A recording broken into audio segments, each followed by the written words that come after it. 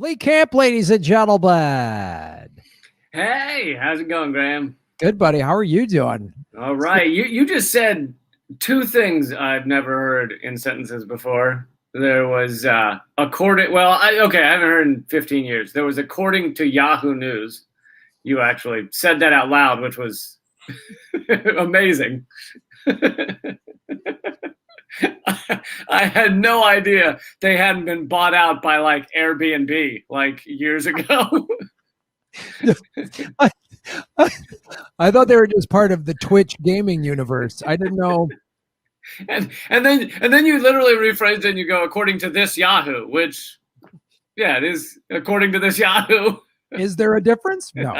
No, not really. Some online Yahoos have claimed that that Biden has won some of these states.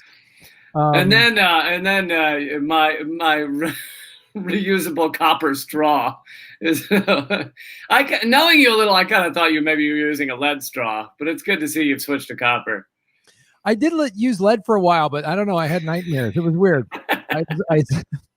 It messed with my sleep, so I moved it over to copper. And it's fantastic. I mean, it's wonderful that you used your cocaine snorting device for drinking smoothies. That's awesome. Let's see that is reusable. Yeah. Yeah, so I can do blow with this. I can make a smoothie. It's great. It sucks when you wake up on the wrong side of the bed and you snort your smoothie and drink your cocaine. It's awful. I accidentally put cocaine in a smoothie once. That was a wild afternoon. I'm going to tell you that right now. But it was a vegan high. It just felt a little better. You know what I mean? And then you let us know that you have on your professional shirt today. There's probably you have like a Superman underneath it, right? Or a Batman, something underneath it. I typically have Batman underoos on at any given moment. Underoos, yeah. Or I wear Batman's ladies' underwear. That's just how I feel more comfortable. That's who I am. That's how I express myself. Yeah. But by the way, something you mentioned. So they've called. Apparently, Fox News and AP are the two that have called Arizona for Biden. All of the others are not yet calling it for Biden. And if you look at the percentages Trump's getting of the new vote versus what he's got to make up, he's actually within like 0.1 percentage points. Like Arizona may come down to like 12 votes. But Fox News and AP have called it for Biden while the others haven't. What? Yeah. Fox, apparently, rumor has it the Fox News decision desk is actually fairly legit. They're not done. They're not just Sean Hannity and writing in crayon. So just Tucker Carlson's math ramblings. Yeah, it's not just Tucker Carlson screaming at somebody. I did the math. Write it on the board. So apparently the decision desk is fairly good, which is kind of funny because you have like some of the Fox News commentators like Tucker Carlson and them ranting and raving about Trump still won. He still won. But meanwhile, a third of the Fox News screen basically just has numbers that say Trump lost. So let's find that. Let's find the Fox poll real quick. If you type in Fox News Arizona, you'd probably find it. Elections, Fox News. Let's see. Well, yeah. See? So 264 is with Arizona. Is giving him Arizona. Yep. So they said Arizona's final. Right, but if you go to, I don't know if CNN has a map, but if you were to go to the CNN map, they say Biden is at 253, so he does not have Arizona. So. Right. But yeah, I mean, granted, this if you're listening to this podcast 3 days from now, this might all be old news. But the Pennsylvania, I mean, Biden has this, but the Pennsylvania numbers are too hard to make up. It's, I mean, the numbers coming in, there's like 100,000 some votes left, and Trump has to get like 60%, and he's getting like 30%. And like he's not even really close. So the question is, did you get the racist, rapist, war criminal of your choice? It's so exciting. It's like when somebody was like, was like, they're mad. They're like, it looks like the Democrats are cheating. Go, yeah, maybe they are. I don't know. I mean, 96 million votes were cast. We've never had an election in a pandemic. We've never had 96 million mail-in ballots. We've never had these things. It stands to reason that because of the COVID deaths, and this isn't me defending the Democrats or Joe Biden at all, but I was just sort of playing devil's advocate to somebody. Was actually Pasta from the Convo Couch was just like, man, it really seems like the Democrats are cheating. And I said, maybe they are. But go ahead. I was just going to say, it also stands, we've never had an election like this ever. And it also stands to reason that Trump's mishandling of COVID was and I've never seen a get out the vote effort like this in my life. I've never seen it this much of a get out the vote effort. And all these states had early voting and vote by mail and all this stuff. So all the vote by mail is going to take time to tally. Like that's just a fact. That's going to happen. But either way, it's like who's fighting over this is like, it's like the Titanic sinking and we're bitching at, is it the captain or the guys who built the boat and it wasn't as safe? Who gives a shit? The boat's going down. It's over.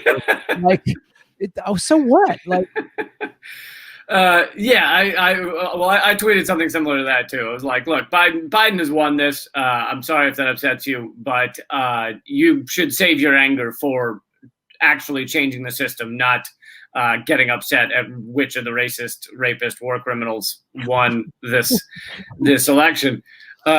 So yeah, the anger is misdirected. But in terms of, I mean, here's the thing: is I have spent I'd say about 8 years really deep in the election integrity movements and talking to the people that have been doing the work for years and reading their books and reading their work.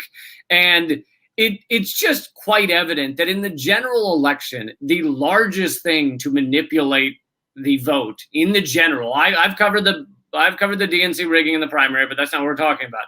In the general election, the largest thing that changes the accurate vote is the millions purged from the rolls.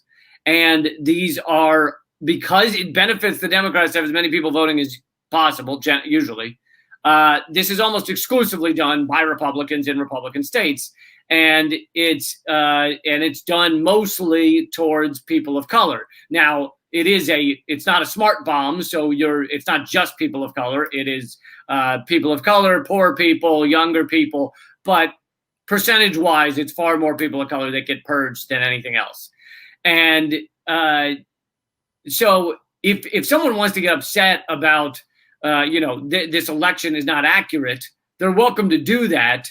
But if you were to really have a legit count of all the votes, Biden would be winning. The Democrats would be winning by more, not less. Right now they're talking about all these. There's 100,000 provisional ballots in Pennsylvania that still need to be counted. Now those could go a little more evenly to Trump because provisional ballots tend to be cast in person. So if a bunch of most Democrats mailed in their ballots, whereas most Republicans showed up in person, then of that 100,000, more so could go to Trump. However, you got to take into account that provisional ballots are far more filled out by Democrats because those are the ones far more purged from the voter rolls. So you have a lot of, black and brown people showing up, being told they're not on the registration, being upset about it, but then they're given this ballot they think is real, called a provisional ballot, that is often not counted. And so, I mean, even of the provisional ballots, that's probably the best you can hope for is probably, meaning Republicans, would be a 50-50 split. And that's not enough to get Trump to win Pennsylvania at the end of the day. And then if you really want to get deep into it, all those provisional ballots, as far as I know, are filled out in person. And these are all people who were purged, 100,000 people that were purged that showed up to the vote, weren't allowed to vote because they weren't registered, but most of them should have been registered, but were purged. And those are the ones that showed up in person. If you had that same process via the mail votes, then you would have hundreds of thousands more Democrats able to vote. But in the mail votes, if you're not registered, they just throw it in the fucking trash can. So probably hundreds of thousands of mail votes were thrown out because of the purging done in this country. And, this is standard. Yeah, we know this. It's the same tactic in the primaries. I mean, the Democrats purged the provisional ballots in their primaries because they know most independents are going to vote for the progressive. Obviously, the last 2 times it's been Bernie. And not just independents, but people who are new to voting. So they show up, they haven't registered, whatever, they thought they registered. So they just push provisional ballots on all of them, and they, throw out most of them. Yeah. So yeah, that's an interesting take on it. And I don't know. But he hasn't. I mean, here's the thing: I hate being put in a position of just like Biden won. It's like, as I've said, I largely don't give a shit. Maybe there's a 0.5% of me that thinks Trump is probably more likely to get us all involved in nuclear Armageddon, but that's not much. I'm put in this position of like defending Biden's win as if I wanted Biden to win, but that's not it. I'm just for election integrity. Whatever little remainder of horseshit democracy we have, I'm going to fight for that. And so I called this whole situation in August. I tweeted out, this is what's going to happen. Trump is sowing confusion so that at the night of he can declare victory. He won't actually have won. They'll still be counting votes. They'll be counting all the mail-in votes. And I called it all. It was easy to see this coming. And I kind of was fearing that I would be put in this position when they're counting the votes of being like, no, Biden won. Also, fuck that guy. Like, I know it's really, the takeaway from this when people are like, well, these ballots and these, it's just like, if you're watching this process and having any other thought than, man, our system is completely broken, I don't know what you're paying attention to. It's like, and 20 years when we went through this hanging Chad, we're like, didn't we learn 20 years ago this is just a completely bullshit broken system? Hold on. For everyone who's under 20 but probably under 30, please explain what the hanging Chad situation was. Right, exactly. So, but all right, back then we used to use because it's hilarious. It's hilarious, and when I explain it, you're going to think like, "Gee, Granddad, are you like?" It sounds like we all used to gather around the Philco and listen to FDR give talks. Like, it sounds ridiculous, but they would do these. What the hell were those punch card things? Yeah, it was punch card ballots. You would take a little tool. There was a little metal poker, and you would poke out the hole, and please everyone make the porn jokes in a second, but you would poke the hole of the candidate you wanted. Yes. So that's just how they kept it anonymous, right? So there'd be this punch card, you would lay it, you'd slip it. This is so preposterous. It's literally like we would put the woman in the water, and if she floated, she was a witch. Like, it's so insane. You had to churn the butter with a stick. Yeah. You'd tan your own leather, and then this is how you would vote with it. You would slide this thing in, and then you would punch it in. So then you'd vote for like whatever, Al Gore, boom, and then it would be like number 114. So if you voted 114, it was Al Gore. If you voted 115, it was George Bush or whatever. Right. So then they'd put it in a machine that would read where you punched. Yes. And then if the Chad, which was perforated, didn't get all the way punched out, it would be hanging. Graham, Granddad, what is a Chad? It's this guy who was in a fraternity. And if you have on khaki pants right now, you are a Chad. It's the male equivalent of a Karen. Do you ever wear golf shirts? Okay, there you go. That's a Chad. So it's literally, this sounds insane when we explain it. It sounds insane. Like, so the Chad was the piece of paper that got punched out.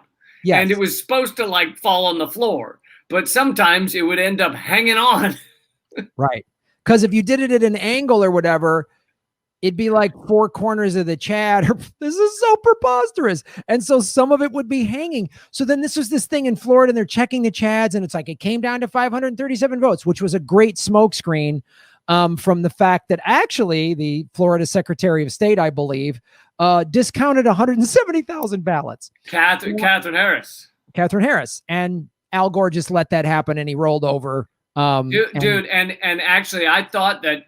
I mean, this isn't over. Maybe Biden will fucking do the same. I don't think he will, but he could still do the same thing. But I had thought that the Democrats very well could do the same thing in this election before Tuesday. I was saying they could do the same thing this time around and here's the reason why they do that and why Al Gore and the system behind him did that is because they're more interested in the corporate machinery of our government running without interruption than they are at actually being president.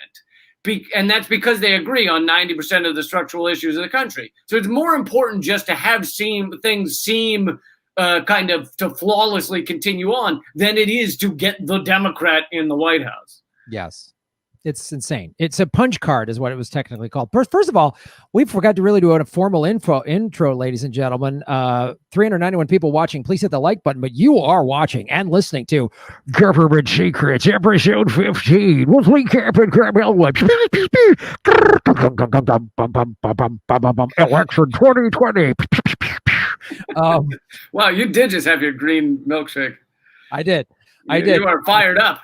My reusable copper straw, which again, I followed them when they were just a small bar band and they were fantastic. They got a little corporate recently, but they did sell those straws after the show, which I thought was perfect. I bought that in 1996 when they were just a small band. You know what else is nice about those straws is if a friend or someone near you is choking, instant tracheotomy. That's a beautiful thing. Solve the problem.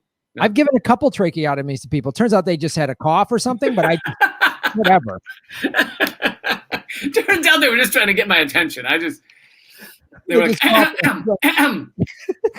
I just jammed it in their throat. And they're like, I'm like, see, I saved your life. They're like, see, now you can breathe. I could breathe before. It was fine, asshole. Now I got a hole in my neck. So it's episode 15, and I know that because I actually checked. I actually did strong, hard research to see that last week we called it episode 14. What vitamins are you on? Because you are firing on all cylinders today. You see what happens when I put on a nice shirt with a little pocket, with a little kid's pocket on the side? I start to focus more. I think I'm going to start wearing nicer shirts, Lee, and I'm going to get a fancier background, and I'm going to turn this into a real thing. The comic book characters it creates a little apathy in the human spirit, I feel, when it's on your chest. The comic book character creates apathy in the human spirit? when it's the t-shirt you're wearing, I don't know what it is. It just does. Maybe it's because you can't measure up. Maybe it's because all day you're thinking, I'm no Black Panther. You're right. And now I'm like, wow, I'm better than this stupid shirt I bought at Ross for $9, so I can conquer the world. I can jam a copper straw in your throat and not care. So now I'm the superhero. I'm Captain One Pocket, or whatever we want to call myself. It's like Batman's utility belt. That pocket right there. You have your shark repellent spray in there. Yes, I have a reusable copper straw. I have and a bag of cocaine. So something I thought we could talk about is all the ways this election system could be better. I think we're fine. I think this is going to be a short episode then, because this is a perfect system, Lee. We have. It's a good point. Look, in the Iowa caucus, we got down to flipping a coin. So I don't know what's wrong with. In multiple different caucuses, there were coin flips that went on. Yeah. And oddly, I remember in 2016, Hillary won all the coin tosses, which just goes to show she's got all the luck. Somebody in the chat just put, Mississippians just voted to strike down Jim Crow legislation and voted to approve medical marijuana. We're finally transforming Mississippi. So, yeah, let's talk about how we can do election reform, because one of the takeaways from all this, it looks like Biden's going to win. But, the Democrats sold us on this. Centrism wins, let's get the Romney Republicans on board. And yet all these progressive policies have passed in many red states, like Florida passed $15 an hour minimum wage. Mississippi passed medical marijuana and got rid of a Jim Crow law. Like, you're seeing a lot of progressive policies pass. because they can't, like we've talked about on this show before, it's harder to rig all the local ballot measure election stuff. They really focus on rigging the big stuff.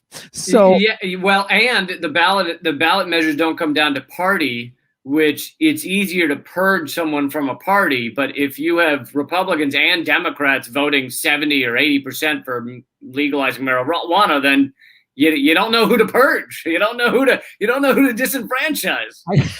Well, this is, you see, that answers your question. That's a great thing, because also like Fox News put out an exit poll saying that 72% of their people basically want government run healthcare, which Medicare for All is not government run. That's a bullshit. But even under that fake slanted framing of Medicare for All, still got 72% of people from Fox wanting this to happen, which is why they go, oh, the majority wants all these things. That's why we'll give them the choice between no Medicare for All with science and no Medicare for All without science. So, well, yeah. So this whole thing is a great point. This is how our government system, our legislators have been captured by the corporate state. So they're not doing any of this shit. But if you talk to people, average human beings in America, and you say, do you want this? Do you want this? Do you want this? Do you want to decriminalize marijuana? Do you want health care? Do you want, like, they run, it's like 70, 80% want these things, $15 minimum wage, all that shit. But the government doesn't do any of it, because, you know, my favorite study, the large Princeton study, measured 1,779 policy issues and found that the American people have zero impact on getting anything through government unless it aligns with corporate interests. But in this past election, every single ballot initiative that was against the drug war passed. In all these states, in conservative states, South Dakota, and D.C. Decriminalized psilocybin, and marijuana. What's that? Oregon passed a very progressive, Oregon decriminalized all drugs. It's fucking incredible. It's and that's proven. And for anybody out there who still thinks like, oh, that's going to be a shit show, everyone's going to be running around with heroin needles hanging out of their eyes. Actually, Portugal was the first to decriminalize all drugs, or maybe the first Western country or something. But and it has been doing great. It has the second lowest overdose rate in all of Europe, and it's helped people immensely, because drugs can be looked at as a health issue rather than a lock them up issue. It's exactly correct. And this is the thing: people are going to be running around with heroin needles. They already are. We have had a opioid epidemic in this country for the last, 10 years. I mean, it's been brutal. And you have, and the thing people don't understand, especially like some of the neoliberals in the big cities, when they so don't understand why Trump got elected, is he went to these working class white places and he did xenophobia, and he's still doing all that. And he says crazy shit. He's saying crazy shit right now. It's a matter of time before he goes, get your guns. I'm going to stay president. Like, I'm worried about that.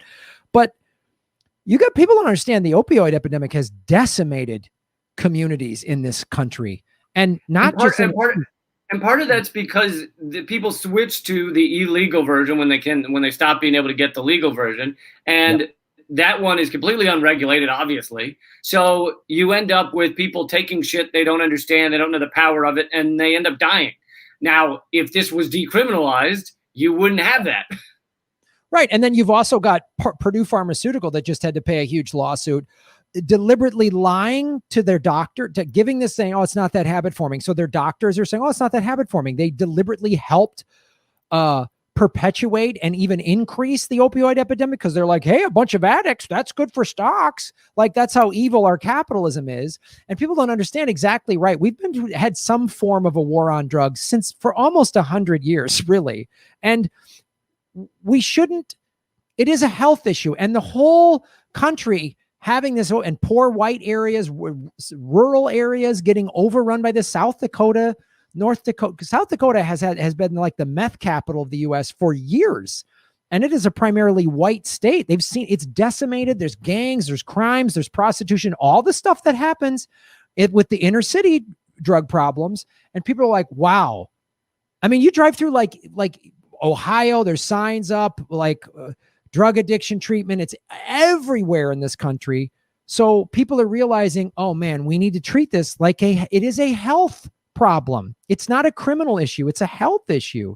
Addiction, any addict out there is like, I need help. Putting me in prison didn't help, you know? Yeah. And, I mean, and this also loops back into voting. I mean, the drug war initially was designed to upend and destroy communities of color, and it succeeded in a lot of ways. But also, in most states, if you get convicted of a crime, you can't then vote, or you can't vote for a period of years. So this also succeeded in stopping a lot of black and brown people from voting, right. Which again serves the purpose of most of the ruling elite.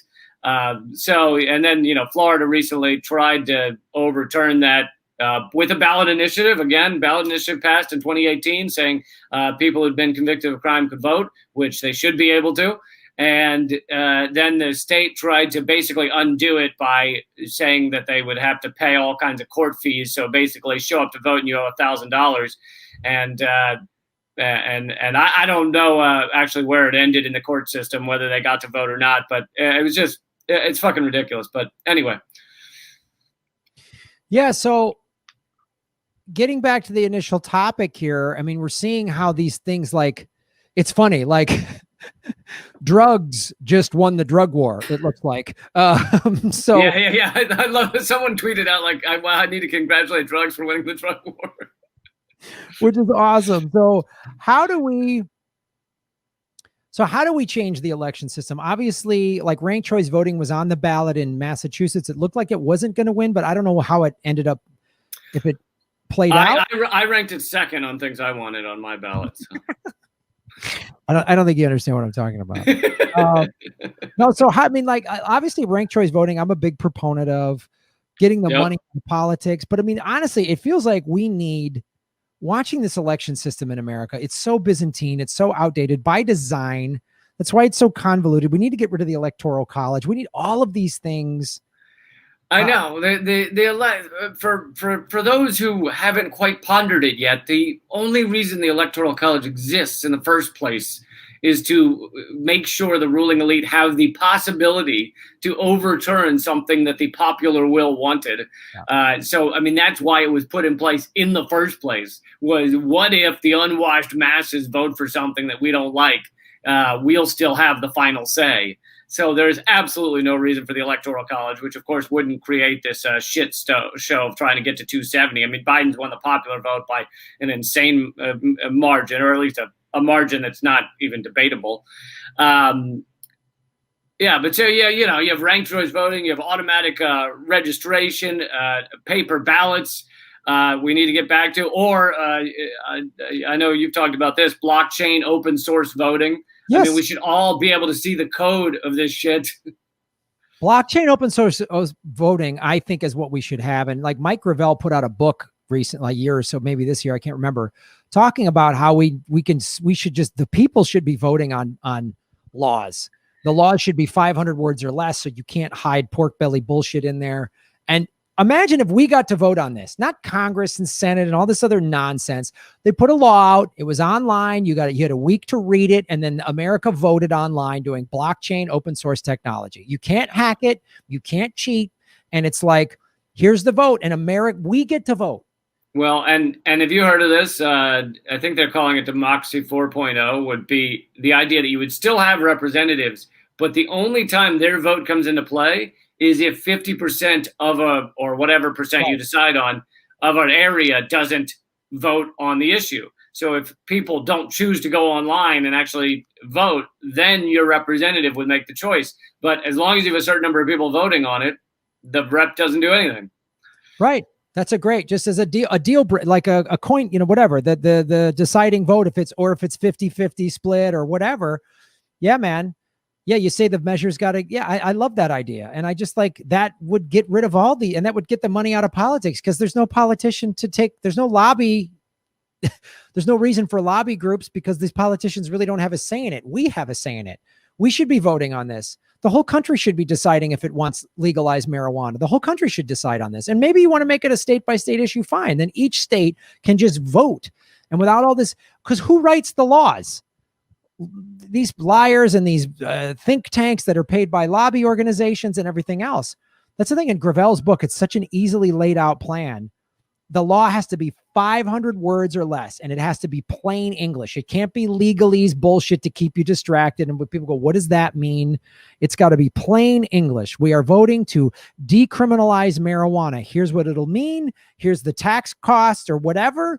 And yes or no. And yeah. I mean, that's something when I talk about the criminal justice system, I always make a point of saying, where did most of these laws come from initially? The vast majority were passed by rich white men. Right. So it's like our criminal justice system is already built upon a foundation of, immense elitism and racism. And yeah, some of the worst stuff has been overturned, but a lot of it's still sitting there. Yeah. Yeah. It's still sitting there. And I think the ruling class might want to wake up to the fact that if they don't give the power to the people are going to eventually take it and they're done. Like, I don't know if they realize how there are people setting up guillotines outside of Jeffrey Bezos's home. So that's going to start happening outside of a lot of their homes. Hopefully. Well, so let me ask you, assuming Biden wins, assuming they drag Trump out of the White House kicking and screaming after he's wiped his ass on all the 18th century furniture, Biden is going to be faced with, a fucking incredible depression, pandemic continuing, late stage capitalism where, workers have just been fully exploited. Everyone's suffering. The people, you got 100 million people possibly facing eviction, and environmental, collapse. We're getting close to. Do people start to understand that this is more than just the red blue paradigm, or does everyone go back to sleep? Well, some of the vote any blue will do people will go back to sleep, but they will be woken up when this economic collapse hits. Like you can't avoid this. It's like the people still dancing and singing on the Titanic. They're going to suddenly feel real cold water. And go, wow. Hey, at some point their shoes get wet and they start to care. Hey, we're going down. Like at some point that's going to happen. So, the economic collapse is going to hit, and Trump's or Obama's or what's this idiot's name? Oh, Biden. I get my war criminals mixed up. And so when this collapse happens, and again, COVID, there's a second. We're getting into the second surge. The winter is here. It's coming, and Joe Biden is going to inherit that. Trump is going to, try to set as much shit on fire in the next 3 months as he can, and it's going to be ugly. So when the 30 million evictions hit, when the stock market crashes and the commercial real estate bubble bursts and the regular real estate bubble bursts and markets and all this stuff collapses at once, then there's going to be people in the streets protesting, and they're going to be protesting in Portland, and federal troops are going to snatch them up, and they're going to go, wait, I thought only Trump did bad thing. I think this and everything. And we're going to see this week, maybe, I mean, the Trumper white nationalists that show up armed. Typically the cops have been kind of protecting them with regards to when they show up at like a Black Lives Matter thing, the cops, we've seen evidence of this in city after city. They kind of protect the Second Amendment white nationalist people. What they did in Michigan, they didn't, they don't hold them, but that's that. Yeah. In the Charlottesville attack, which I was there, they were told, it came out later, they were told to stand down and basically let it all happen. So when those people lose their jobs too, then the cops are going to do what the cops are going to do. Eventually the cops are going to start jackbooting even the white nationalists and whatnot. They're going to get in some kind of armed conflict. It's just going to be mayhem. And maybe then people will realize, oh, we're in class warfare. Oh, maybe then that'll happen because, there's not another stimulus bill coming. And I don't care what your political affiliation is. And you can blame, who are you going to blame? Pelosi and McConnell. No one's passing it. Both parties have to get together to pass it. So if it's not passed, you blame both parties, and people are not going to have money.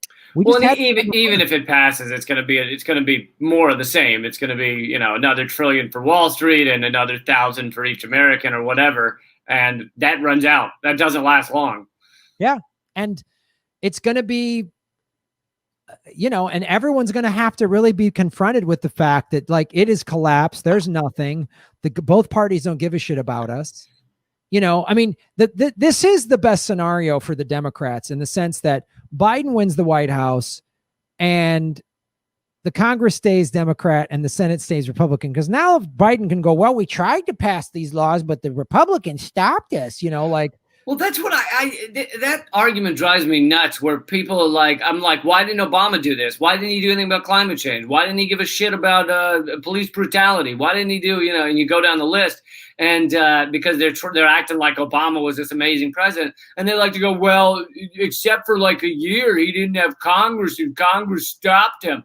It's like, dude, Trump showed you what could be done if you just did it all. If you just, like, as the president, if you just announce things, if you put signing statements and all kinds of shit, you can do all kinds of stuff. But Obama and the structure, the structure of the presidency, they don't want to do it. They as long as the fucking Wall Street is running fine and the endless war is running fine and the propaganda telling people not to pay attention to those things is running fine, there's really no incentive for them to give a shit about the other stuff.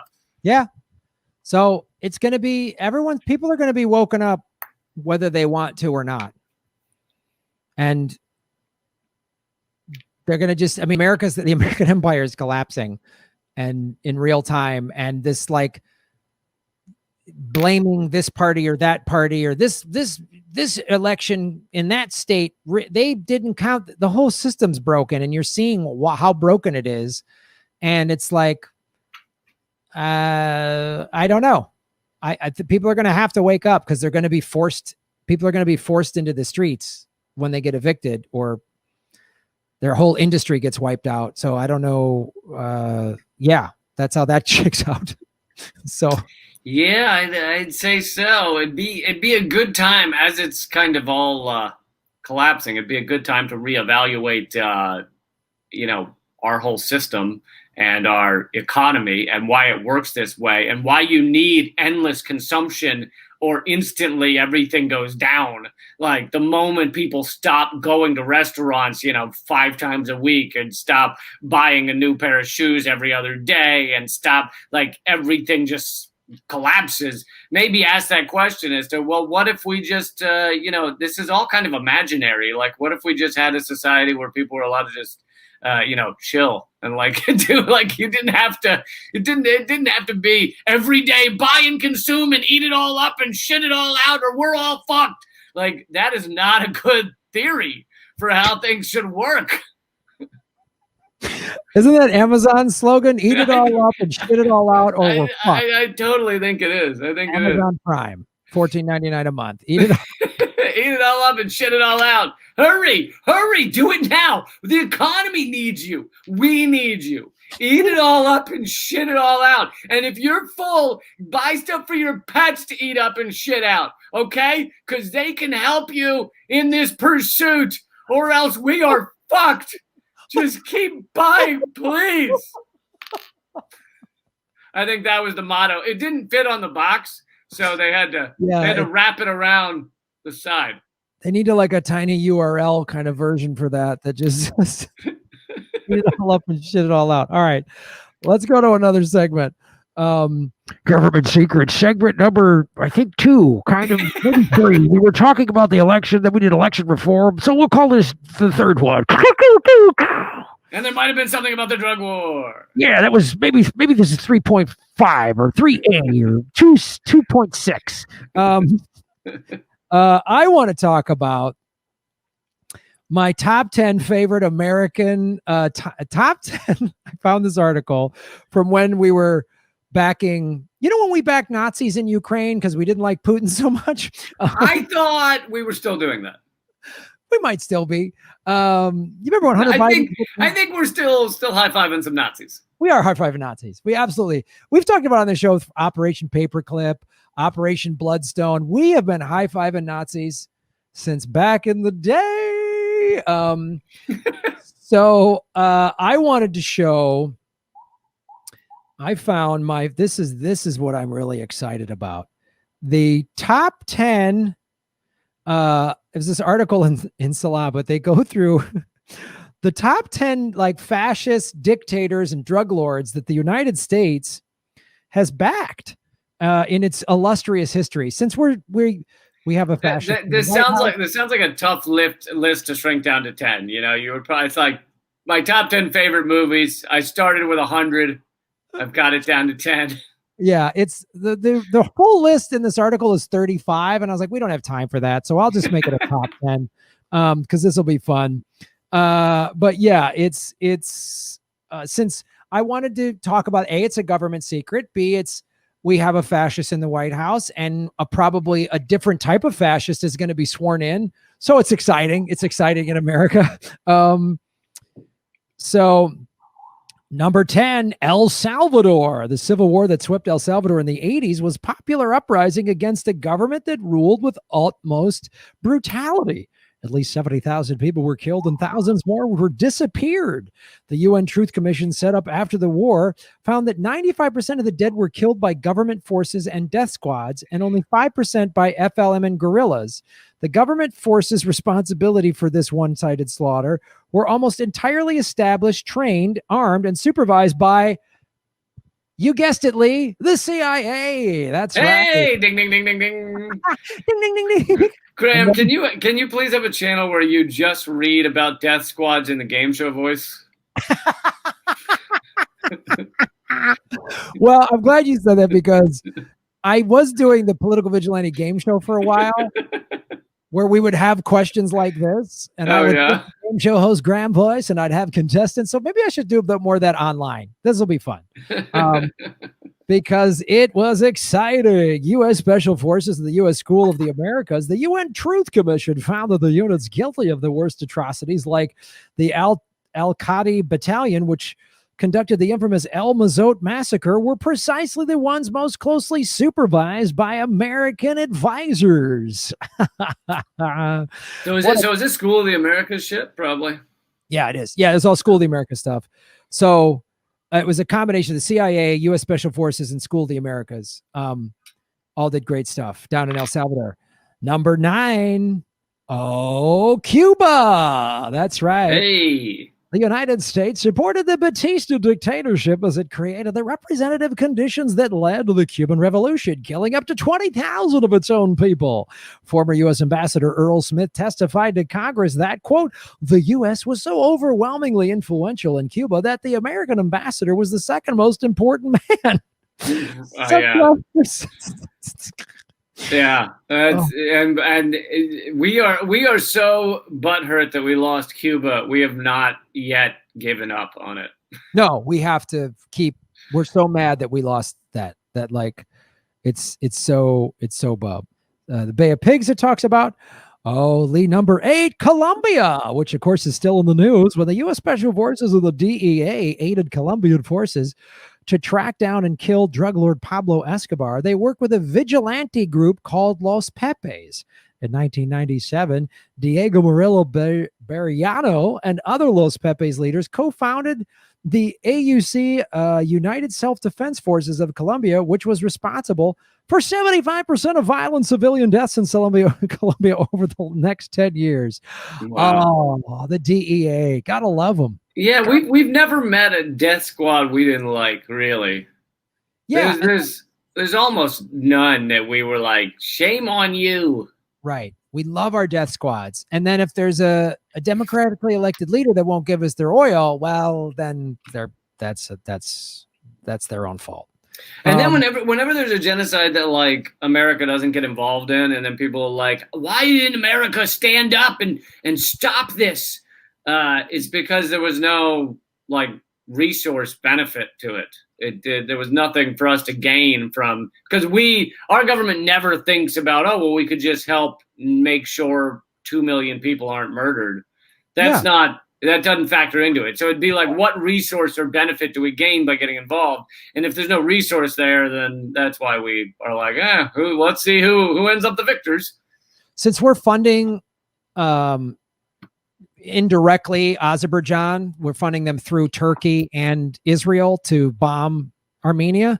Smartest thing Armenians should do right now is just go, hey, we discovered oil, even if it's not true. We got a lot of oil here, and there's minerals for batteries. And then just, well, suddenly America's going to go, hey, Azerbaijan, you guys got to stand down. This is a bad play. And just build a pipeline and pump it full of fucking chocolate milk, and America's too stupid to figure it out. And then at least you save your country.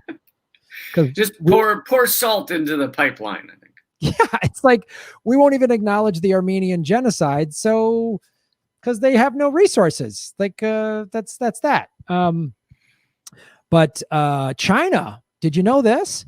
By the end of 1945, 100,000 U.S. troops were fighting alongside Chinese and Japanese forces in communist-held areas of North China. Chiang Kai-shek and the Kuomintang may have been the most corrupt of all U.S. allies. A steady stream of U.S. advisors in China warned that U.S. aid was being stolen by Chiang and his cronies, some of it even sold to the Japanese, but the U.S. commitment to Chiang continued throughout the war. His defeat by the communists and his rule of Taiwan, Secretary of State Dulles' brinksmanship on behalf of Chiang twice led the U.S. to the brink of nuclear war with China on his behalf in 1955 and 58 over Matsu and Quemoy, two small islands off the coast of China. Wow, I didn't know that one. That's a fun one. That is a fun one. I love being on the brink of nuclear war. Oh, it's so great. It's another thing to just realize that could happen at any moment. Like, number 6, Chile. We've talked about Chile before. Yes, we have. When Salvador Allende became president in 1970, President Nixon promised to make the economy scream in Chile. The U.S., Chile's largest trading partner, cut off trade to. It's our old friend sanctioning. You might know this from such past episodes as Venezuela or Iran. That's right, Lee. It's sanctioning, America's favorite passive-aggressive form of war. And it cut off economic. The CIA, there they are again, and State Department had conducted sophisticated propaganda operations in Chile for a decade, funding conservative politicians, parties, unions, student groups, and all forms of media, while expanding ties with the military. After General Pinochet seized power, the CIA kept Chilean officials on its payroll and worked closely with Chile's DINA intelligence agency, and the military killed thousands of people and jailed and tortured tens of thousands of more.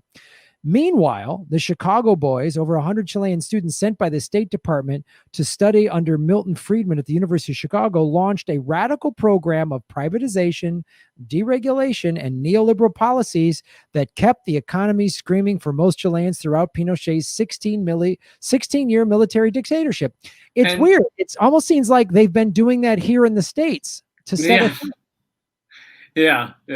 And I think we talked about it some last week. Chile just voted to overturn the Pinochet constitution that had been, even after he was out of power, they were fucked by the constitution that wouldn't allow them to actually benefit the people.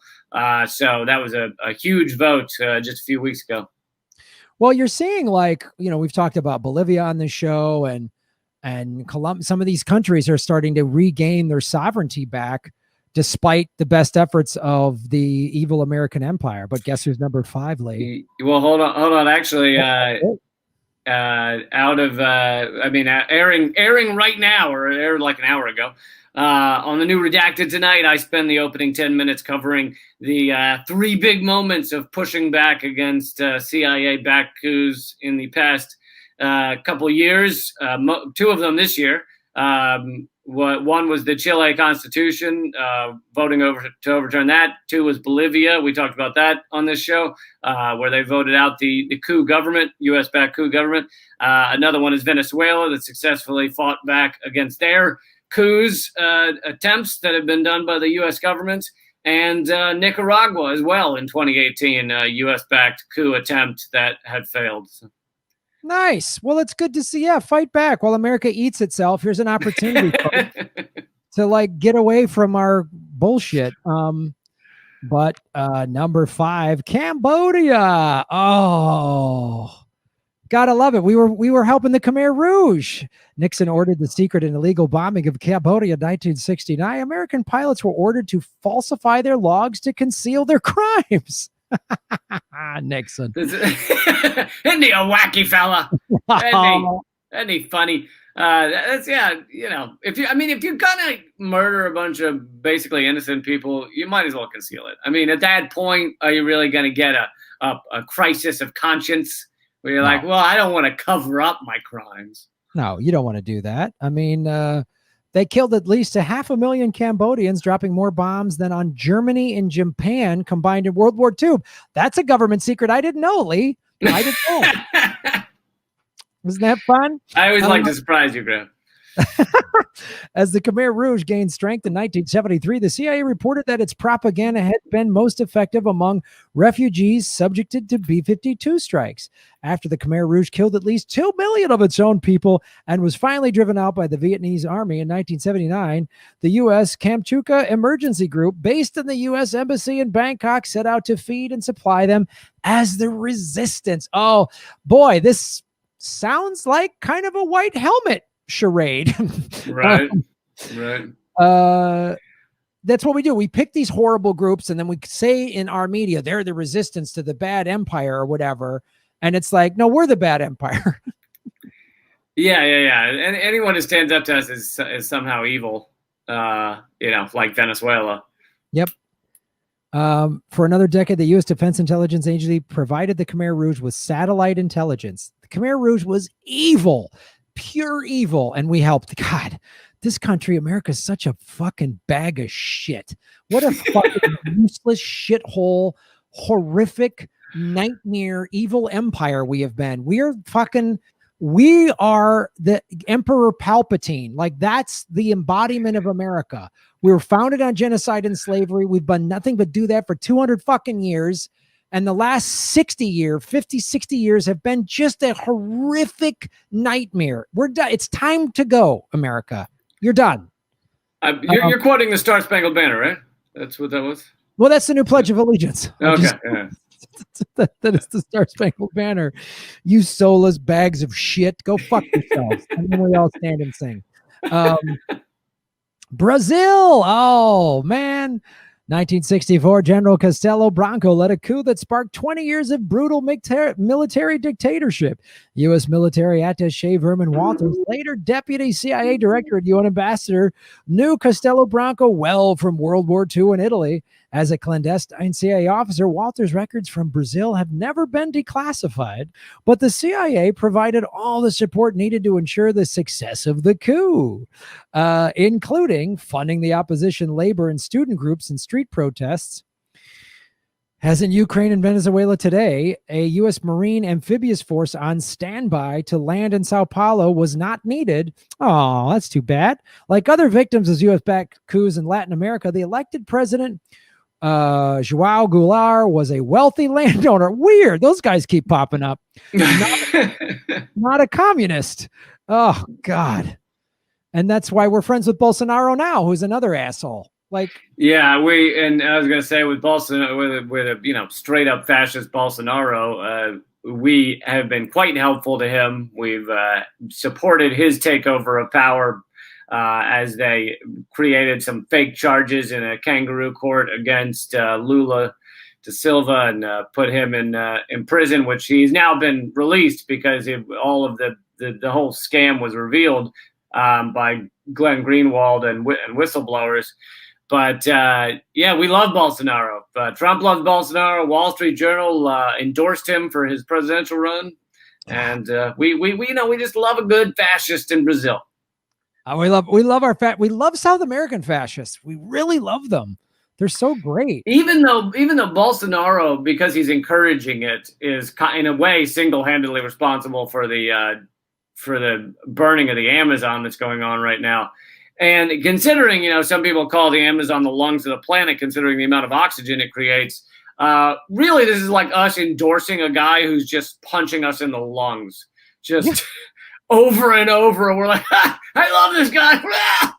That's how insane capitalism is. Capitalism literally will sell you the rope to get itself hung. Like it doesn't. Hey, I'm making a rope sale. Yeah, but I'm going to hang you with it. Yeah, but look at my stocks. Yeah, but you're going to be dead because I'm going to hang you with this rope. Yeah. Or I'll pay you 50 cents to dig this hole. Well, what are you going to do with it? Oh, I'm going to bury you alive in it. I'll up it to 75 cents. Okay. Done.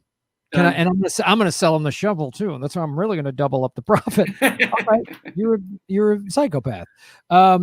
Speaking of South American dictators, Argentina comes in at number 3, Lee. U.S. documents declassified in 2003 detail conversations between U.S. Secretary of State Henry Kissinger. Oh, his name keeps popping up. An Argentinian foreign minister, Admiral Guzzetti, in October 1976, soon after the military junta seized power in Argentina. Kissinger explicitly approved the junta's dirty war, in which it eventually killed up to 30,000 people, most of them young people, and stole 400 children from the families of their murdered parents. Thank you, Kissinger.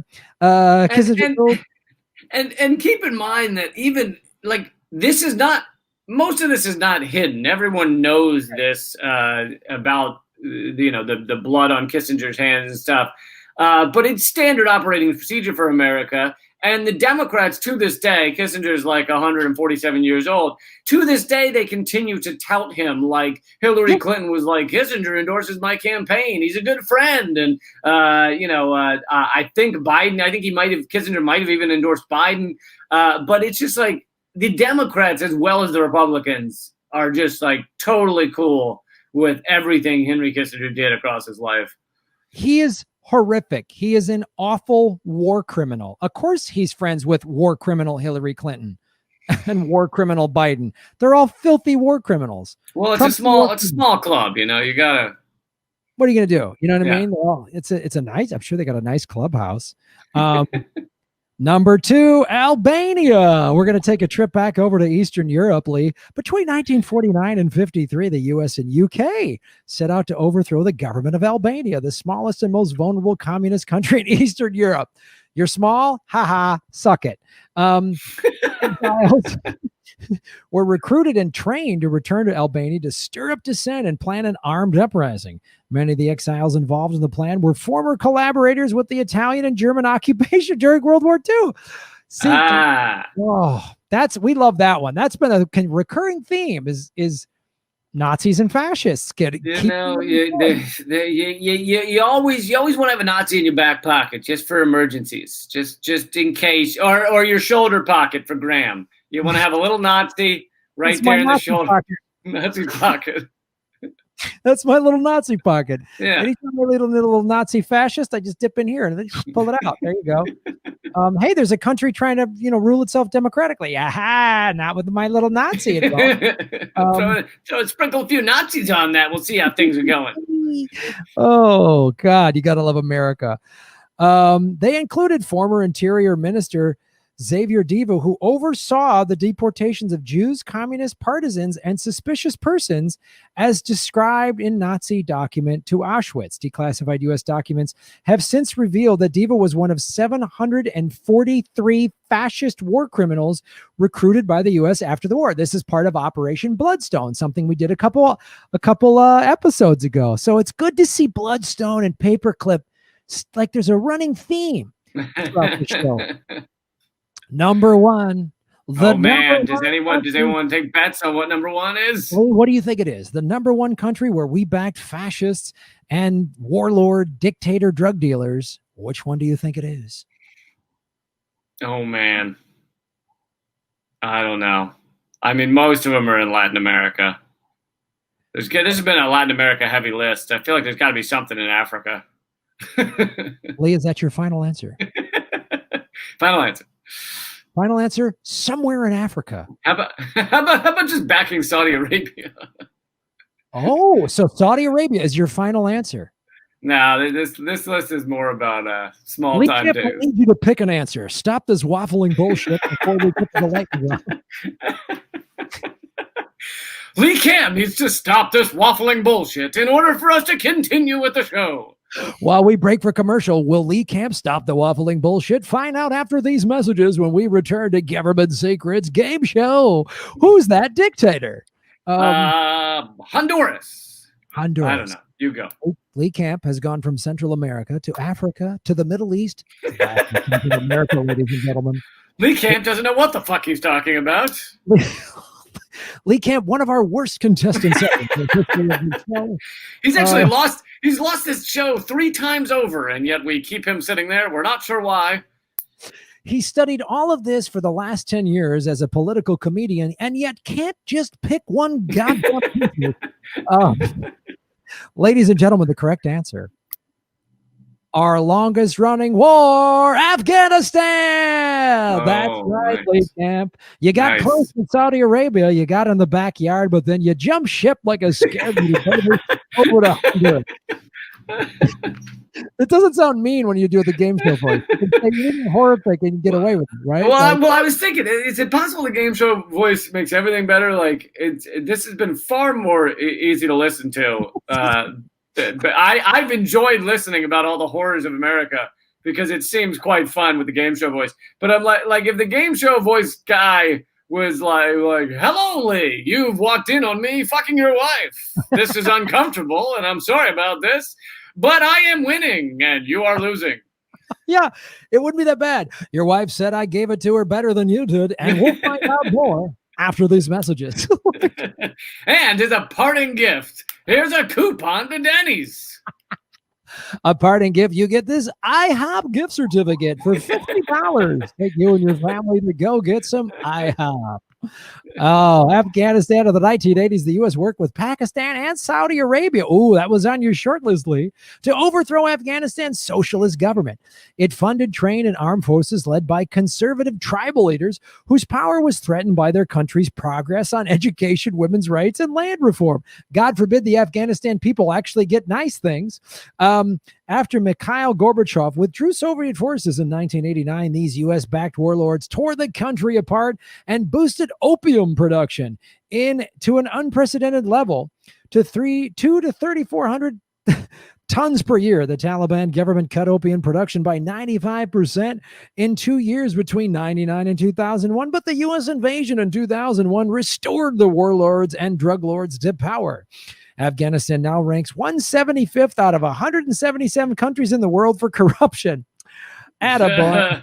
175 out of 186 in human development.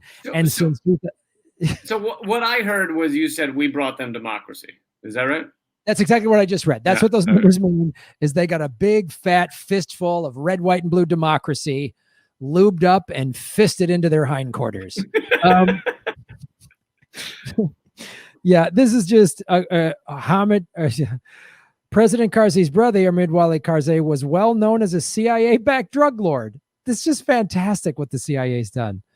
Oh, I can't even. There's a Colonel Abdul Razik was appointed Providence police chief, boosting a heroin smuggling operation that already earned him $60 million per year in one of the poorest countries of the world.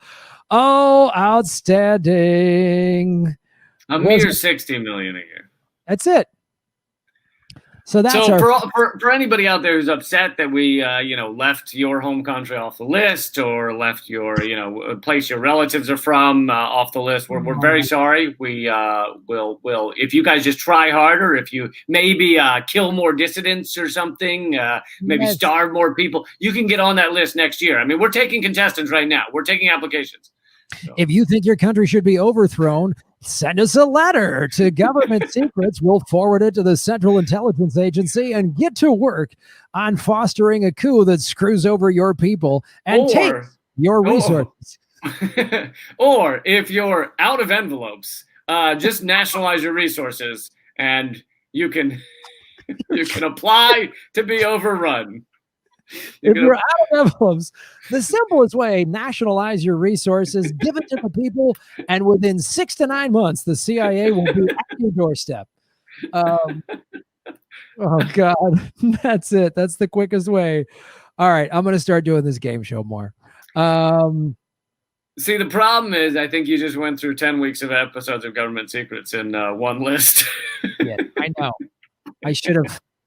Well, it was a list of 35. So there's another 25 weeks of shows we could do. If we okay, good. I know it was 10 weeks of 10 episodes in one.